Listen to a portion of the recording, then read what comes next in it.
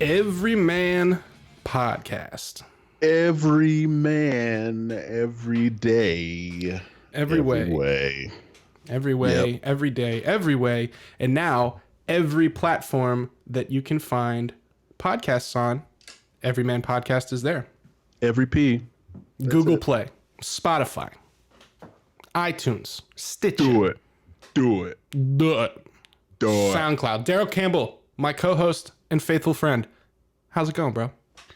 Oh man, you know it's we're doing everyman things, man. You know how it is. We're pumping that 9 to 5. We're all over the place, but we're centralized together. That's right. And synergistic properties. Yeah, man. I'm currently doing hard knock stuff and Everyman Podcast because this is what we do, man. We multitask. Yeah, sometimes we gotta do a little double duty. Yeah, little double DD, dip. double dip, double duty. Double D. So yeah, as Daryl was saying, back together again. Your boys are back, and we're together for this interview this week. We've got a fantastic conversation we had with my buddy and longtime business partner and just an all-around everyman, Drumlite co-founder Jeff Sevaldson. Tells us a lot of great information about how to start a business, how he got into it, how they took the next step to go from, I think we might have an idea here to our products being used in the Super Bowl halftime show. It's a really cool conversation. It's an amazing conversation. And Jeff is an amazing guest. And I think if I take it a step further, and you know how it is that we do on this podcast, man, we're all about the positivity.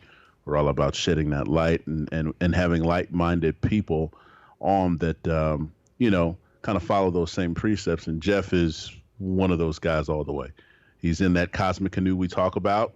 We're oaring down that mystic highway and mystic stream. And, he's just an awesome person. So yeah, it's a real pleasure to have him. And again, if anybody's interested in any of the products that Jeff's talking about there from Drumlite, you can check them out at getdrumlite.com. That's drumlite.com, getdrumlite.com. And you can also email him at jeff@drumlite. So if you're interested, shoot him a line. And if you want to see some of the stuff and how it works, you can check him out on Instagram at Drumlite. You can check out my Instagram as well, Justin Vigil. It's on there. So great conversations all around. Daryl Campbell and we're in the midst of what I'd like to call a power storm of positivity. Mm-hmm. Power storm. It's a power storm, and we are the captains of it, and we are just getting ready to unleash something really cool. And I can't wait to share it with you guys. So stay tuned. And again, if you've been enjoying the podcast, please rate and review on Apple Podcasts, Google Podcasts, Spotify, Stitcher, etc. It would be really helpful to us, and also just because we want to hear from our listeners and hear what you like about the show and what your favorite guests are and what you'd like more of and maybe what you'd like even more of. We want to hear hear all that stuff. So please reach out to us. You can hit me up, Justin at Extractus Media. You can find me on any social media. Daryl Campbell is a man who is hard to find. So if you want him, you got to find me. And that's the way it's going to be, brother. So I think without further to do here, let's kick it to our brother Jeff. Do it.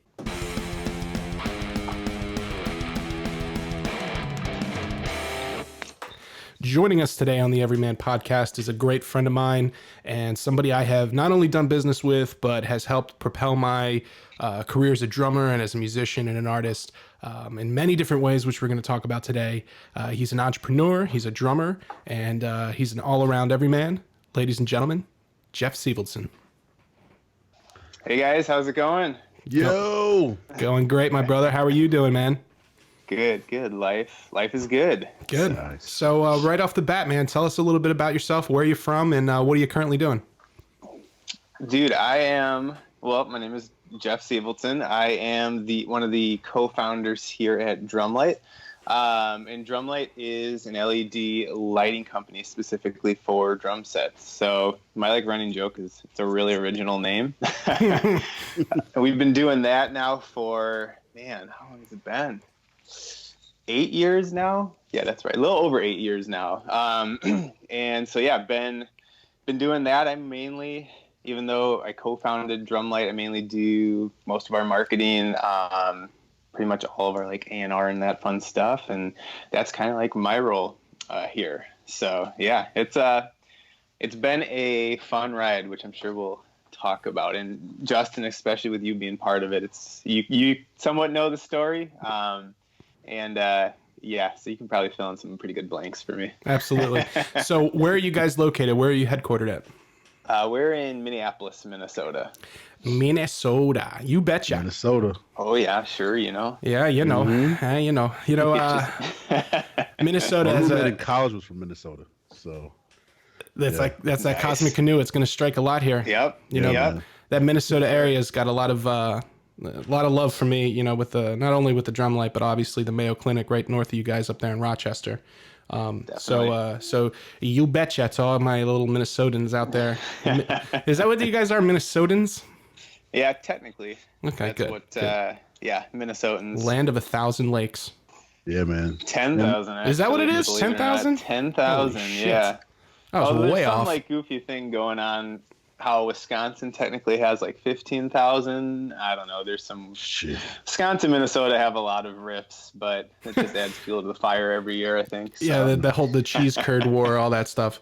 So, what made you decide that you wanted to go and start your own business? Did you always want to be an entrepreneur? Did you have a plan to do something else, and then, life intervened? How did that come about? It's a really good question. I would say I don't know if I ever really planned on running my own business. It was always I didn't really know what I wanted to do growing up. All I knew is that when I was growing up and a kid and through my teens, all I really knew was I played drums since I was 12, and then I played like hockey since I was 7. So those were kind of like the only two things I really knew. And, I wasn't, by the time I was 19, 20, it was like, yeah, don't think I'm going to the NHL. Yeah, I'm not in a band. That's probably going to break it. No offense to any of my bandmates that will probably watch this later and be like, thanks, Jeff. But, so at that point, I really didn't know what, didn't really know what I was going to do, but, ended up going to school up here in Minneapolis. And that's where I met my co-founder, Joey Nesbitt, and we met in college. He was studying for mechanical engineering at the time at St. Thomas. And then we ended up becoming roommates. And Joey's also a drummer. He's been playing drums longer than I have, I think since he was like 8 or 9. And we didn't really necessarily set out to do a drum lighting business. We had a bunch of like business ideas, and there was like business contests at college that we would like enter in and all that fun stuff. But did you have any other little inventions that you want to air out there? Yeah, we had like a couple. We had one that's like kind of coming to fruition with some holiday lighting companies I'm seeing now, but it was like literally permanent holiday lighting. So it was kind of like if you picture, like, for those, I guess, listening, they may not necessarily know exactly what like a drum light kit is, but basically it's like an LED strip that goes inside of the drum. But it was like an LED strip on steroids, and it would like mount like right below your gutters on your house. Nice. And you could like keep it up there the whole year. It was weatherproof. And then so the whole thing was like, it was all LED, so you could like change colors. You could have a controller in your garage. So that's already, actually, I've seen similar things from like holiday lighting companies in this day and age. But yeah, that was one of our ideas that we did. We didn't like do it afterwards. We realized it was going to cost a pretty penny crap ton of money. And for college students, it was like, yeah, it might be kind of hard to get that off the ground. That's the one thing I know my girlfriend is not looking forward to, the inevitable day where I tell her that I'm moving on to doing lighting for the house for Christmas. So she knows how I have a tendency to overproduce and over engineer everything. Yeah. So yeah, as soon as I do, maybe I'll be reaching out to you for some of those ideas. So you brought up a good point. I wanted to talk a little bit about before we move on about what Drumlite is. So as I was explaining to Daryl before the podcast, in about 2012, I was looking for a way to make my drums stand out on top of my playing, because I had this idea that, everybody at the level that I wanted to be at was talented, similar to like the NFL, where everybody that was, everybody that Daryl played with was the best where they came from. It's a certain level of excellence. So I started thinking about ways I could set myself apart. So I started looking into lighting because, my father's a drummer, and back in the day, he had these really cool chrome wrapped Ludwig drums in Slingerland, and they had lighting on them, and it was the way they had their lights back then. They were these huge ass, bulbs that weighed like 50 fucking pounds, and they were super hot, and like they had the most ridiculous setup back in the day. And I always saw those pictures growing up, and I was like, man, that lighting would be cool. So I started looking into lighting, and I found a company that makes really high quality drums out west, and they were offering acrylic kits with lighting built in. So I saw that, but then I saw they were like 10 grand, and I was like, that shit's not going to happen right now. So I start doing some Googling, as I'm known to do, and I found Drumlite's original website, which I believe it was like IW Drums. Yeah. Yep. So, yeah, dude, you got it. So I sent an email, and I was like, it was just a little cold call, and I was like, hey, listen, I got this idea. I want to try and do this. Can you help me out? And I was like, I need it by this certain day, but I can't pay for it right now. Can you guys work with me? And they were like, dude, your story's amazing. Absolutely. So the first kit that I got was, correct me if I'm wrong, it was one of the first early models, right? Yeah, dude, I think you were at least, probably, I want to say, you said it was 2012. I bet you were probably, you were definitely in November 2012. Yeah, I probably in like our first 75 customers, I would guess. Nice. We started in April of 11, and it took a while to get off the ground. But yeah, dude, I think I know. Yeah, those first couple kits. So the kit that I got was the OG stuff. It's handmade, and it was high quality. It was great quality, but the lights were nothing like what they have now. And so I put this kit together, and then I'm like, oh, well, I'd like to do this. How do I do this? And then we figured out a way to have DMX control. So then, I was like, I don't know if anybody else was doing it, but I think I was one of the first people using Drumlites that had a lighting guy controlling what was going on with just the lights for the drums. So shout out to my boy Jose. He would be over there in the wings, Daryl.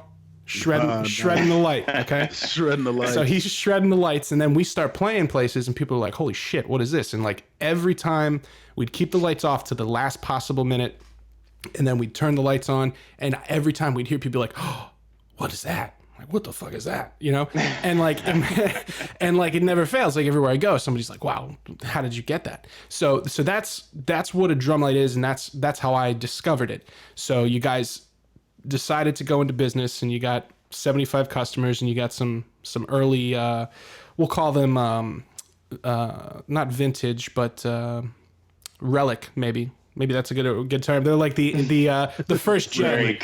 Very kind way to put it. the V1, if you will.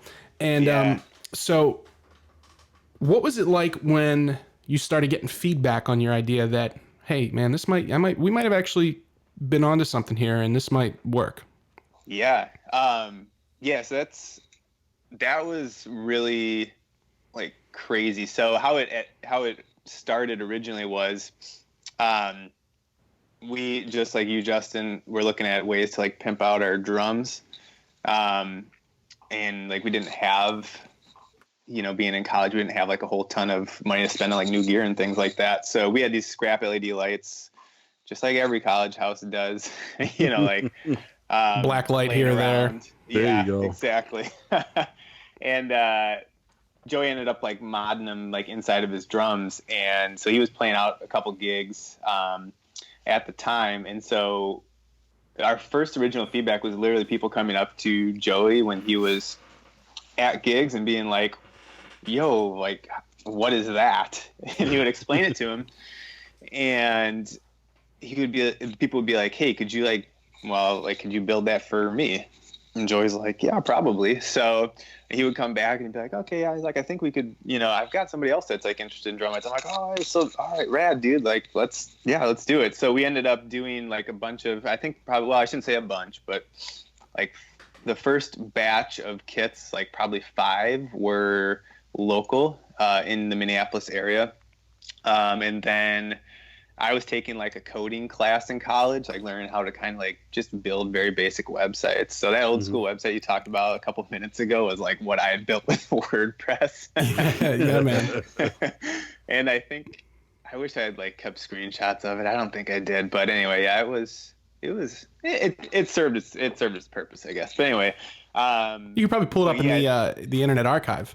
Yeah, probably. Yeah. If people went to like iwdrums.com, I think was our domain name at the time. I bet you, it'll probably come up. So, so we would get the feedback from people first, and they would say, oh, like I like this part. Like we started with white cables for whatever reason. Like, I'm not sure why we did white cables. It doesn't make a whole ton of sense when all your other cables on stage are black. Maybe that was I don't know, like cheaper. Well, I would think maybe it's closer to the chrome finish, on hardware. That kind of makes sense. Yeah, maybe. But a bunch of people were like, they kind of stick out on stage with the cables. And so that was like feedback that we got from customers. And then the really crazy stuff was when we started hearing from people like you that were outside of Minnesota. And I was like, wow, like people are actually looking for lights for drums. And like they would have you guys, especially probably, our first, I would say,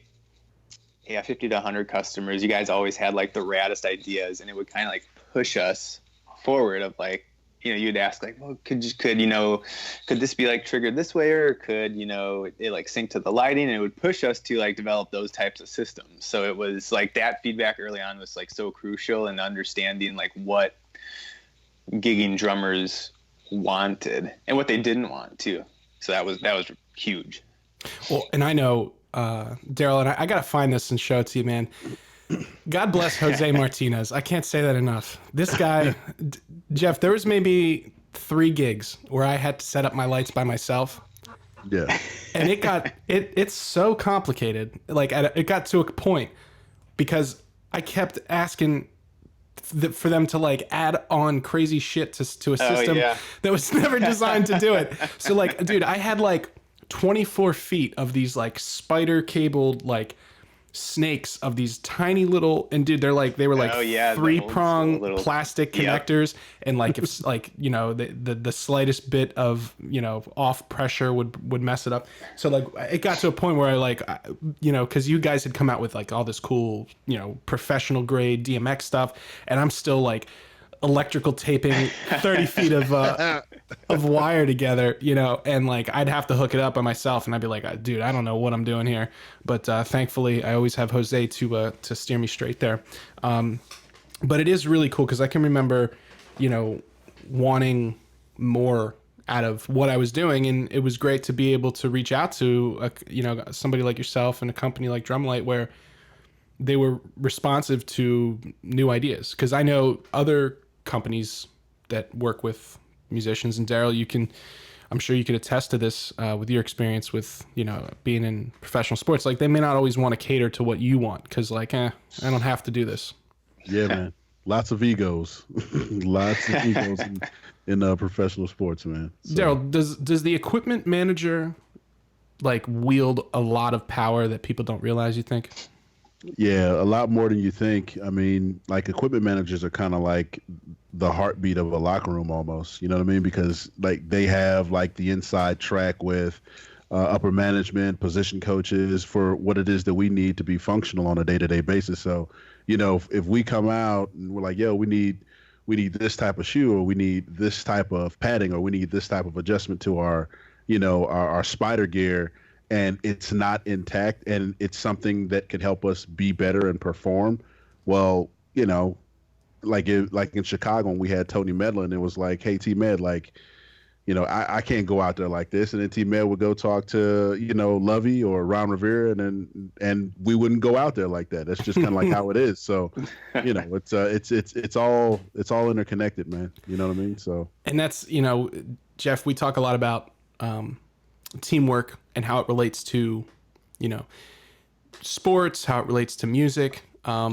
But in business, and in this case, business and music altogether, your situation is like your team is way spread out, so like you guys are in Minnesota, but I'm relying on you for support, like Daryl's saying, like equipment manager, tech support.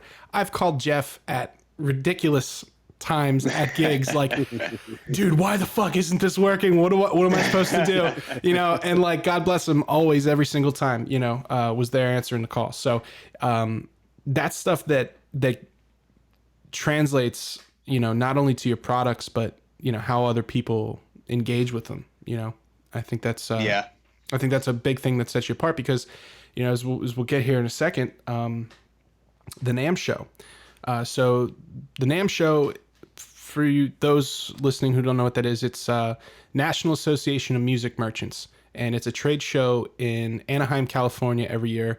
It's the largest trade show for music in the world, period.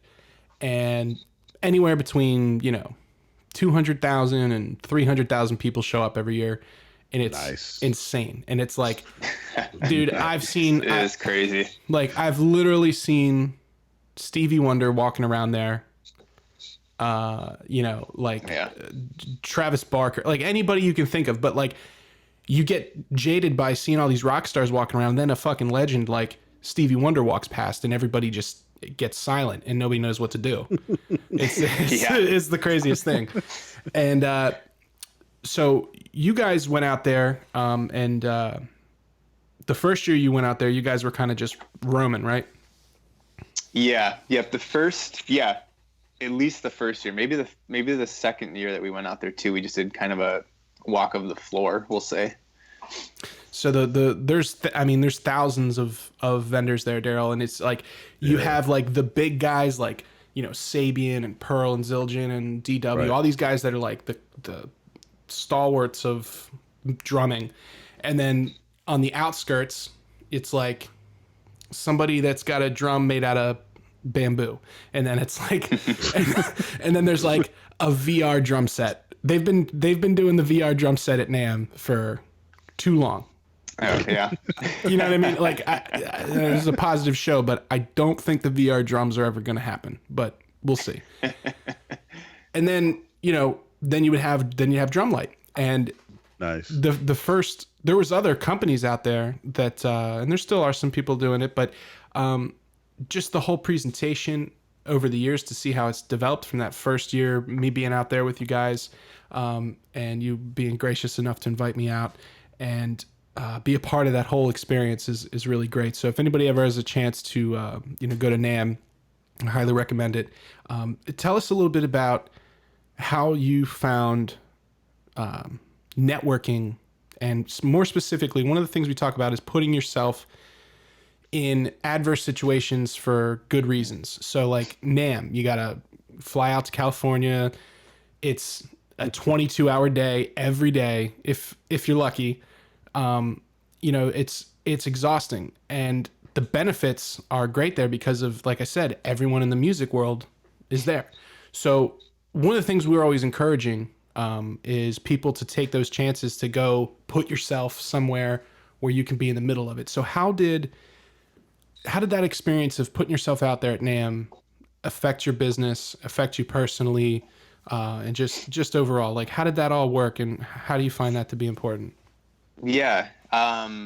Before I hop into that too, I will say the silver lining with NAMM is that it's January in California. Oh, it's the best. So for me in Minnesota, it's like, yeah.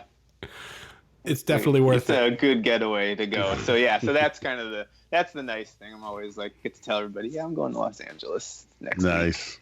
It's 10 degrees here and snowing. So, but anyway, Yeah, as far as like networking and putting yourself out there, that's awesome that you guys really encourage that. I think that is really getting out of your comfort zone is like huge for like personal development, not even like professional. I mean, definitely professional, but also like personal development too. In me, I get anxiety just like probably most people do. A lot of times when there's like a big stakes or, I remember first time we went to NAMM, we didn't know what we were doing, but I kind of tried to find a little joy and bliss in that of being like the ignorant people, like in a good way, or I guess like naive people. Ignorance, maybe not the right word, but the naive people of like, this is our first time at NAMM. We don't know what we're doing, so we're just going to do this and that. And if they tell us not to, we'll just play dumb and be like, oh, I didn't know. Yeah. But yeah, no. And like, I think for what I've learned with that, is that really when it comes down to putting yourself in those situations where, you're uncomfortable. Oh, that's what I was getting at. So I get like, I get the anxiety of like, man, I don't really want to do this. Like today, I just don't want to talk to anybody. Right. And that happens like, and you're just like, okay, I'm out here at NAMM. There's 200,000 people. Like I got to talk to people. Right. I have to talk to a couple of them. Yeah. It's like, that's what we're here for, Jeff. So that's, but I mean, I think everybody, you just get that anxiety, like when you get into a situation that is, like a big deal and there's a lot of people and it's like, crap, I don't really want to do this. But, once you kind of get into that uncomfortable zone, like I find it just gets like easier. Like once you're in it, you just kind of like forget. And the biggest part that I have found has been super helpful is just like being yourself. Like people, especially in the music industry, and Daryl, I'm sure you can say the exact same thing about the sports industry. Like people can smell somebody who's inauthentic from a mile away. Yep. Like they can know right away if you have a hidden agenda. So I think just being myself, and like if I, stutter on words or like can't find the right words when I'm talking to like, Pearl drums, or if I'm talking to Travis Barker, Stevie Wonder, or whoever, it's like, it doesn't really, like, it's not that big of a deal. Just be like who you are, and just be a genuine, just be your genuine self, I guess I would say. So that's always been like, and I think that's what's helped. I know, my co-founder Joe would say the same thing. Like that's what's helped Drumlite, is we just try to be our genuine selves and like put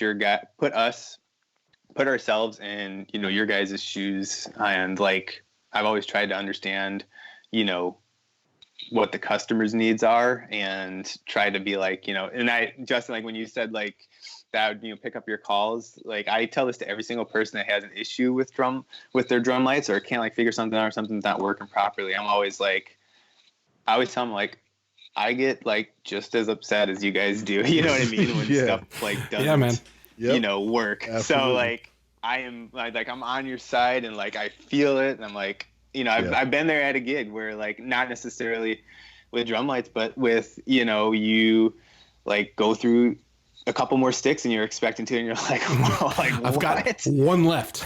Yeah. And I need like, two. Yeah. You're like, dude, I changed my drum head like a week ago and I just busted through it on the third song. And you're like, so I know the feeling. I think it's just being that, authentic self when you put yourself in those, when you put yourself in those situations where you can, grow. I think that's huge. And a lot of people latch onto that, and they, like to get to know you for who you are.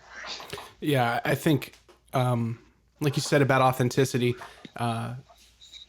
there's so much ego in music, and I just had a wonderful conversation with Andy McKee, a great guitarist, and he's one of the most talented guys out there, and you would never know that he's such a great talent by the way he behaves or the way he talks. He's a cool guy. And I'm sure that for somebody like him, that's helped him go a long way. And definitely for guys like you, because like I know you're hanging out there on the trade show floor and you're watching all these people come through, and it's like, dude, like everybody has an agenda there. It's like you've got 25% of the people there are just trying to get you to buy them. Like, like, dude, Right. you'll see like I'm not even exaggerating, a pack of like 14-year-old girls followed by their parents holding their stuff. And then they're like stopping at every booth and they're like trying to make it into a thing. And it's like this very awkward, like child situation going on. And then you have you'll have like awesome guys like the Hulk drummer. There's a sick drummer on YouTube, Hulk drummer, check him out. And he's got a gimmick, and he's jacked and he paints himself green like the Hulk and he shreds. And you'll see guys like that walking around. They always stop by and, hang out at the Drumlite booth. But, trying to do business or trying to get people to kind of get to know you a little bit can be difficult in those areas. So do you find that was kind of responsible for a lot of your growth going out there? I think so.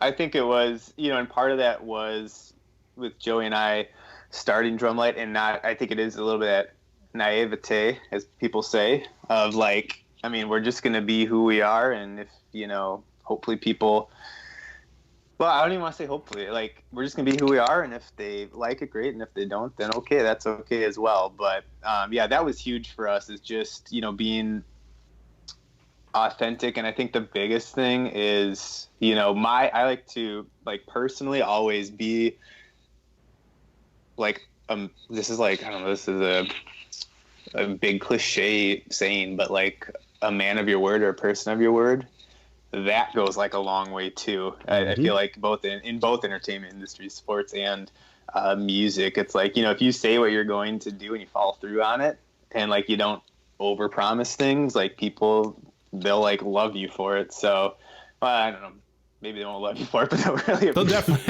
definitely respect you for it. No, I think I think you're onto something there, because it definitely affects how, I recommend you guys to other people, and that I know that if, like, I have no doubt that, anybody I send to you, whether it's my mother or, some Joe Schmo on the street, that you'll take care of them. And because you're man of your word. I was just going to say, like, for people listening to, like, and that's also, I also mean that in, like, it's okay to say no too, right? Like, if I know that Drumlite can't do something, I will just try and, be upfront as possible with people and be like, dude, like, I'm sorry, but, we can't do that. So, I think it's like, it's knowing that, being a man of your word, but then also like understanding like, hey, like, it's okay to say no to things too. So anyway. Well, and also I think, I just want to take a moment here and acknowledge some of the Drumlite people that I've been able to share with, in this kind of journey together. You guys have a lot of great people surrounding you. Colin Huntington, who's part of the company. He's a great guy, and I've watched him every year at NAMM, up all day, working all day on his feet, hustling, handing out pamphlets, answering any question that anybody could ask. I could only hang and do that job for a couple hours. I tried it a couple years ago. It was too much for me. And, guys like Jim Ledbetter, who I've gotten to know through just my relationship with you, wonderful drummer, and shout out, bro. And see you soon, hopefully. And you guys just, you draw, you draw positivity towards you. And Daryl and I talk a lot about light, and shining your light on someone. And Daryl said that, you might be, there's been many times where Daryl has done this for me, where I needed some energy, something good happen, and he was that little bit of light for me at that moment. And people are drawn to that when you have that, and I know you guys certainly do from my personal experience. So moving along there. So you've been to NAMM, you got people hitting you up all over the country. Now some big name dudes are starting to show some interest. So rattle off a few of the fantastic drummers and bands that are now using them, that you can think of, because this is the part that's always like the most difficult for me, because like Justin, as you know, like I'm not a boastful person, of course. So anyway, for people listening, they want to know who of course people are. So we've worked with let's see. I mean, we'll start off with some of the big ones that people know for sure, like Travis Barker from Blink 182, Chad Smith from the Red Hot Chili Peppers. We've worked with Eric Church. We've worked with Kent Slucher from Luke Bryan. Trying to think of some other like more recent ones. How about Tony Escapa from Ricky Martin? Oh yeah, Tony from Ricky. That's huge for me. Yeah. And also, like, looking at this list, I'll give you a little hand here because I know you don't want to brag, but I'll definitely brag for you. Okay, thank you. Some drummers that I grew up. Yeah, you guys do it for me. There you go. Daryl, this guy, I literally I was going to the Chamonix High School every day, listening to this album on the school bus at 6 o'clock in the morning, blowing out everybody's ears. Daniel Araldson from Arch Enemy. Oh yeah. Yep. We got Mike Fuentes from Pierce the Veil. Nathan Followill from Kings of Leon. Huge band. Somebody else. Somebody. That's pretty good. Dude, when we were good. Maybe we should. Canada, that was our like war cry, bro. Like You tell me. Nice. gosh, it was amazing. That's what got you to the championship was Kings of Leon. We won a Grey Cup off of Kings of Leon, man. Like, dude, we would be like downtown Montreal, like streets across from one another, and you just like, we need to get somebody. And like you'd have like 20 guys on the street, and then like you'd have like a bunch 100 ladies.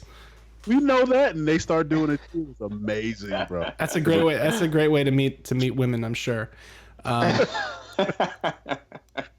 RJ Hale from Hailstorm, great Philadelphia band, true rock and roll. We got talk about hitters, Zach Hanson from fucking Hanson. What? Yeah, that's like another one. It's an honor for me to be associated with these fine drummers. I'm not even kidding. Barry from Shinedown, another monster drummer. Oh yeah. We did some stuff too. I forget because Lester's played in a couple different bands, but Lester Estelle's played with Kelly Clarkson. We did a glow kit for him, which was really rad. He was in a band Pillar before that. Eric Moore, one of the best drummers on the planet, walking and breathing right now. Eric Moore. Let's see here. The list goes on and on. So all this to say, you started, doing your own thing. Oh, a little band called Kiss. Not sure if you've heard of Eric Singer. Oh yeah, just Who are those? Yeah. Who is that? Smooch. My Yeah. God. So Are you trying to kiss me? are you trying to tell me something? What are you trying to do over there? Fits in the tantrums. It's just, dude, and that's of course, awesome. my boy, shout out to Wov from P.O.D. Gotta love that. Oh yeah, P.O.D. Yeah. Yep. That's a sick band. Yeah. I always enjoyed them. So, it's so cool for me, because I know for a fact if I wasn't the first person on the East Coast, it was definitely the first person in the tri-state area. And I may have scared too many people in this area away from, I was kind of like marking my territory because I don't think anybody in the metal scene was going to put any lights in their drums after they saw what we were doing. And, but, I remember, the first time I saw, I think Travis Barker, that you guys announced that I was like, holy shit. Like, that is. Yeah, that was. You think about how many people are going to see that. Now, that brings me to what you just mentioned about the Red Hot Chili Peppers and the Cosmic Canoe here. So as all our listeners know, they're probably tired of hearing me say it, but we believe in this thing called the Cosmic Canoe, Jeff. Yeah, it is. And what the Cosmic Canoe is, and we invite you to grab a paddle and hop on board. He's already on it, man. Yeah, I yeah, absolutely will. He's already on it. He's already on. We just need to get you an oar. So every time, me and Daryl are on this journey together of enlightenment and positivity and learning and growth. And we're on a lake, just like, the 10,000 lakes where you're from. And every time we put our oar into the water to propel ourselves forward, we're bringing up a little bit of magic dust with us that kind of connects and just pushes us forward. But it's like we've already been there, or we already have a connection to it. And without fail, every single time we have some sort of beautiful connection going on. So I would say to date, definitely not going to be your biggest moment of your career, my friend. But I would say to date, your biggest exposure would be Super Bowl 48, right, Daryl? Did we confirm it was 48? That's XLVII. Yes, XLVIII, where the Broncos got it from the Seahawks. Oh my God, they did. Rest They in got peace. Rest in peace. That it's a Bronco good thing team. Joey's not on this podcast right now. He's a huge Broncos Oh fan. man. Well, He I was just not got happy. to doing their highlights. So R.I.P. Pat Bowlen. Yes. He's a indeed. great owner, man. Indeed. He's a great owner. Yeah.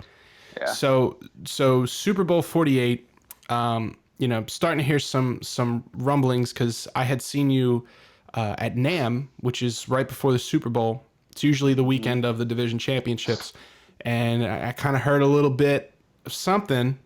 And next thing I know, I'm watching the halftime show, and Chad Smith, one of the, another legend drummer in a legendary band, in front of the global audience that is the Super Bowl audience, is playing a custom-built Pearl Crystal beat kit that had all 32 teams' logos on it, and inside of it were custom drum lights. And Daryl was on the field working mic'd up for that. Daryl saw the shit. And, I'm at home watching. I don't even know Daryl at this point. And it's like, and here we are, 2019, we're all connecting here and we're all putting it together for some positivity and good energy. It's just, it's what the Everyman Podcast is all about. So true. Because and that's what I always try and tell, kids at so I'll do, I'll go back to the college I went to and, judge some business competitions here or there, do some things for the entrepreneurship school over there. And I always tell kids, you never know, always try and stick your, put yourself out there, but also be nice to people because you never know. This is a classic example. Here we are 5 years later, all three of us are talking, you never know when you may need somebody else or you may meet somebody else at a later point in life. And I mean, they always talk about that, how the nerds become the bullies or whatever bosses. Mm-hmm. But dude, you never know. So positivity, love, respect, I'm all about it. It's universal ideas. So tell us about, how did you guys get in touch? How did that whole Super Bowl halftime show come together? Yeah. So that one was, that one actually Pearl reached out to us on, which was really crazy at the time, because Pearl is the largest drum builder in the world, and so for them to reach out to us with this idea of lighting up a kit for the Super Bowl was just insane. I remember when I got the call from Mike at Pearl, and I was just I don't know. I think I was definitely speechless on the phone. I was wait, what's going on? Yeah, I'm hearing Super Bowl. I'm hearing drum lights. I'm hearing Pearl. I'm hearing, he wouldn't tell me who the band was at first. That was the best part. Nice. He wouldn't even say because it was such under wraps. But yeah, they had, that was right when we were getting into, retail and dealers like Guitar Center and Sam Ash, brick and mortar stores. And I think I had known another guy named Kevin Packard, who's a really, really cool dude who was at Ludwig Drums, and he moved over to Pearl Drums. I must have been, that Super Bowl was it February of 14? I think that's right. Yeah.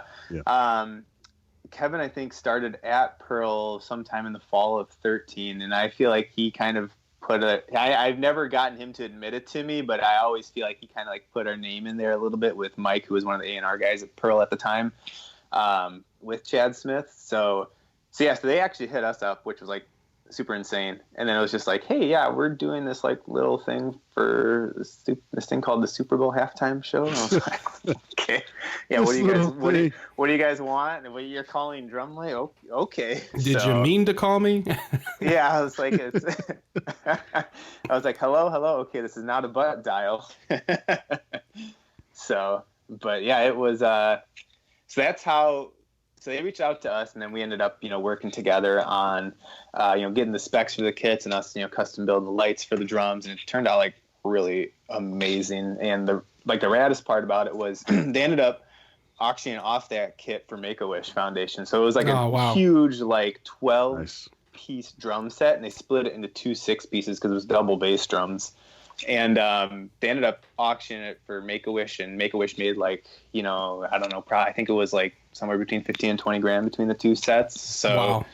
That was like super, to be a part of that was like so cool, and definitely, one of the highlights for sure. Make-A-Wish has got to be one of the best organizations out there. I'm a big, as everybody knows, I'm a big pro wrestling fan, and they're always kind of talking about that. And John Cena is he's done more wishes granted than anyone in the history of Make-A-Wish. It's like in the thousands. And you think about talking about shining a light, man. Whew, my Lord, that's amazing stuff. So what was going through your head when you're watching that? Like that's your thing, that's your idea. How did that feel? Yeah, so we had a bunch of like friends over for that Super Bowl. Had like a huge party for it. What was going through my head? Honestly, it was terrible because I was probably not really in the moment, because what was going through my head was, dude, my phone was just blowing up. Like people were like, I was getting like texts like every 10 seconds. It was like, what, those drum lights in the Super Bowl? What? How'd you, because I had I guess we kind of announced it before the Super Bowl started, but maybe like a week before or something like that. But I hadn't like told a lot of people just because I was like, they'll find out maybe. Right. They'll probably see it. The whole world's watching this one moment in time. Yeah, it's the most watched. It's the most watched concert of the year every year. So maybe they'll catch it. Who knows? But yeah, no. I mean, that was one of those times where, like, I'll like replay. I actually watched it like the other month. Just it like I stumbled across it on YouTube on like recommended videos, like the halftime show from that Super Bowl, and I was just like, even to this day, I'm just like, I don't know, you're just kind of like, you can't really understand it. It's one of those things where just like those lights those are in our drums, like we like touched those and like shipped them, and now they're there, and like it's hard to like comprehend, but like just so amazingly awesome at the same time. So it's like, but I don't know. But that day it was just like I was just like replying to like everybody, like, drum lights, woo. Sure is. Yeah, I mean, I have a similar experience, and like I mentioned earlier, we had an opportunity to have the Extractus music featured on Inside the NFL, and I'll never forget watching that, in my parents' living room with my girlfriend and my family. And, I'm looking at the wall, and all the pictures are crooked from my drumming all the time. My parents could never keep the goddamn pictures straight because I was just drumming so much, shaking the whole house and the neighbors. And I'm looking at those pictures, and I'm sitting underneath where my drums are, where I wrote those songs with my best friends. And then I'm watching it, I'm watching some, fucking stud athlete lay waste, to another stud athlete set to music that I helped create. And then it's like, it all comes together, and it's almost like I was like no, somebody's just playing a speaker while the TV's playing, like I need to see the actual file for myself to know that the documents were involved. But it's a surreal moment, and it's also, it makes you want to keep going. I don't know if you experience the same. Yeah, no, definitely. It's super motivating too, but like it's motivating and humbling at the same time. Like I think that's probably the best way for me to describe it. I was just kind of like, it's hard to comprehend, and then like super like wow, I can't believe like how many companies, I mean, let alone people, but companies like get to do something, have their products featured in like a halftime show. I mean, people like pay a shit ton of money for advertisements at the Super Bowl, and like there is our product right there, at halftime. Yeah. Well, Daryl, you can kind of fill in some of that info. Like how many people you think are involved in like that halftime show, and like how early on, obviously saying as much as you can there, is that kind of thing being thought about? Oh my gosh. It depends. I couldn't even give you exact numbers I know it's hundreds, thousands of people. You know, you got to think about, you got 3 different offices. We have LA, we got New York, we got us here out in Mount Laurel. You know what I mean? We'll have, you know, well over 1,000 people here, and that's just putting all the products, well, not, I should say products, but all the media together and content, and then the directing, all the directors that are out there, outbound, field operators, you know what I mean? Camera guys, everybody is, you know, one giant beehive to make sure that everything within the Super Bowl halftime and just the Super Bowl as a procession, like, go off without a hitch, you know what I mean? So it's like, it's just thousands of people, man. It's just thousands of people. And then you got to think about not just our 3 offices here in the States, you got to think about internationally, you know, how many people are involved with that, you know, all of our vendors and stakeholders out there. Like, dude, it's nuts. It's nuts. So, like, the Super Bowl, why it's such a spectacle is because of how many people are involved in making that moment, you know, stupendous for everyone, like the world, you know what I mean? And like for Jeff, for you to have your drum lights in the kits, you know, for the halftime performance, that's phenomenal. And we're talking about these moments even between all of us to keep us interconnected on that cosmic canoe. And I'm going to swing back real quick before I start digressing too heavily. We talked about agendas, right? And companies, businesses, the ones that are successful, the ones that, you know, like Jeff, like you are a resource for all of your clients because they trust you. It's all about that honesty, right? Agendas. People who have agendas about business are very different from businesses who have agendas about people. Mm-hmm. You know what I mean? Yeah. And yeah. Jeff, your agenda is people. Your product is going to speak for itself. It's phenomenal. We already know this. But your agenda is people, so you'll always be on the cutting edge of everything because people are going to trust you because you care about them. You know what I mean? Same thing with you. I like that a lot, yeah. You know, same thing with you, Brother Jay. We talk about light. We're about people. This podcast, it's about people. And that's why we're interconnected and we're on this cosmic voyage because Absolutely. We are all like-minded. And as long as we stay that way, we're going to be on the side of right. So, and everybody building everybody. I mean, that's what it's all about. Yeah, that was awesome, Daryl. Like, I like that saying. Your agenda is people, you know, rather than, that's awesome. Well, Jeff, think about this, man. You know, as Daryl's rattling that off, and I've been lucky enough to go over to the NFL films, and when you see the kind of operation that they're running there, man, it's amazing, and you start to understand why everything is so good that they do. You know, their quality is excellence. That's the standard. The standard is excellence, and think about this, man. There's thousands of people all over the country, all over the world working on this Super Bowl, and somebody was thinking down to the details of the lights in the drums. Yeah, bro. I mean, think about that, dude. That should make you feel something, bro. You know? Dude, it's not a mistake, man. Like, and I try to tell people all the time, like, you know, and it's funny. We had a group of kids that were in here, and it's for one of our affinity groups, and I spoke to them, and they were talking about, you know, getting into the industry and what do I need to do and majors and this and that, and I don't know what to do, Jeff. Like you were saying, like I didn't know I was getting into this thing. I didn't know what I was gonna do. Hell, I didn't know what I was gonna do either when I was coming out of college. But like for these kids, I was like, listen, you know what? As long as you're passionate about whatever it is that you're passionate about, right?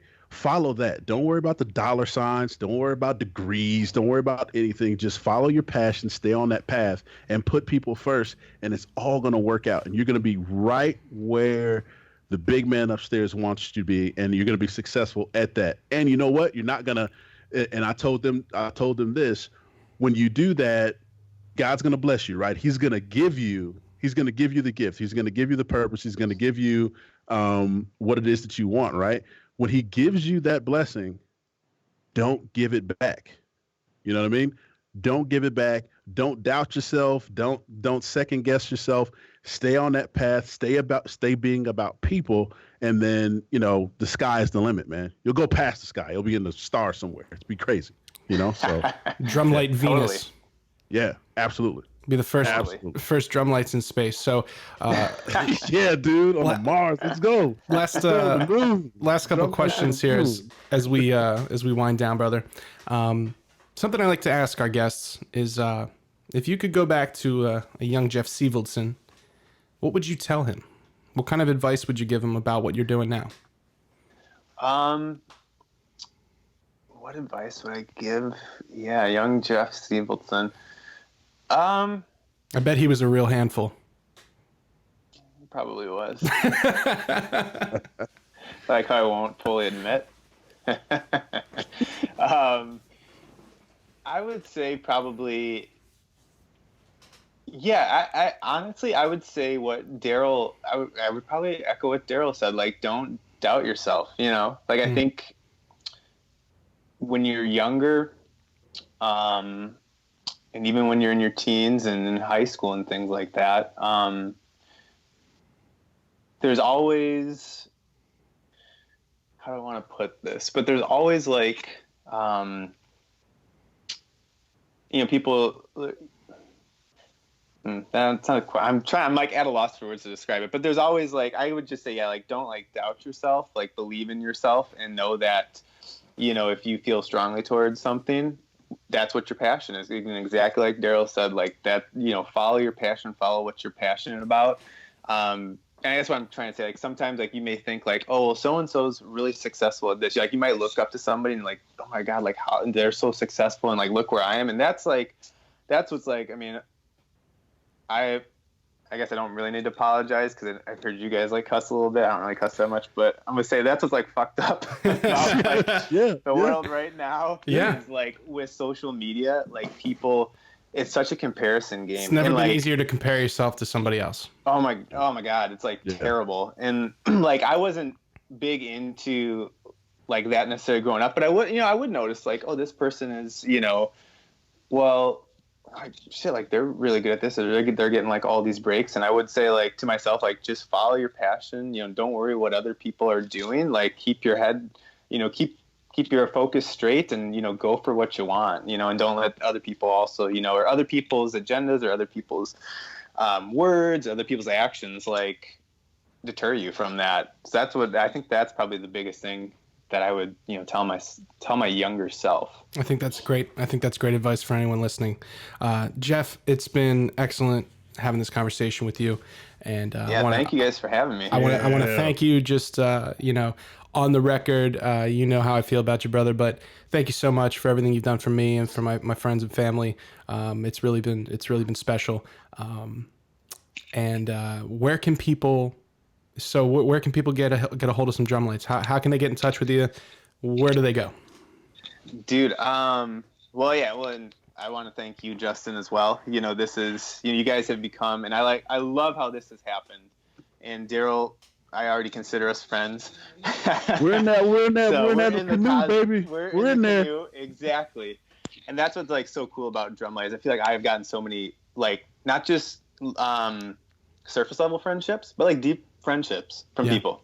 And like Justin and I only know each other because he ended up being a customer of my business. I mean, that's how it was. But like now, like, yeah, we text back and forth all the time. You know, he's always hitting me up, seeing, you know, how I'm doing. And like, dude, like I appreciate all that stuff because like, I think when life gets busy, it's easy to like forget that. Well, so anyway, much love to both of you guys as well. But where can people find Drumlites? GetDrumlite.com, so GetDrumlite is our website, or if you just Google like Drumlite. So Drumlite spelled, for people listening, Lite. We're just kind of silly like that. So yeah, man. Innovative. Baby. Yeah, exactly. We will not conform to Light. It's Lite. Get it out of there. I love it. So the best. If you just like. The best Google sounding lights in the business, baby. The best sounding lights. Yeah. That's my favorite model. That's on their t-shirts, Dale. Best sounding lights in the biz. I love it. Yeah, that was a running joke that came out of NAMM that people would come up to us, and so we're an LED lighting company, and be like, they'd hit our drums and be like, these drums sound weird. And I'm like, dude, we're selling the lights, not the drums. Yeah, it's like, we didn't tune these. Come on. We don't want you to play them. But anyway, so now our tagline is best sound lights in the business. But for anybody listening too, if they want to just like hit me up direct, my email is just Jeff, so JEFF @getdrumlite.com. Like hit me up. I'm happy to talk about anything, as you guys have probably known over the last like hour or so that we've been chatting. Like, Nice. look out, I might keep going and going. We may never sign off. Actually, we may never sign off. We might just keep it going. Well, we'll definitely. I might find some more topics to talk about. I think I've got a couple. Well, Jeff, we're definitely going to have you back on. Thank you so much for joining us, and God bless. Be good. Thank you, guys. You too. Much love. Thanks, Jeff.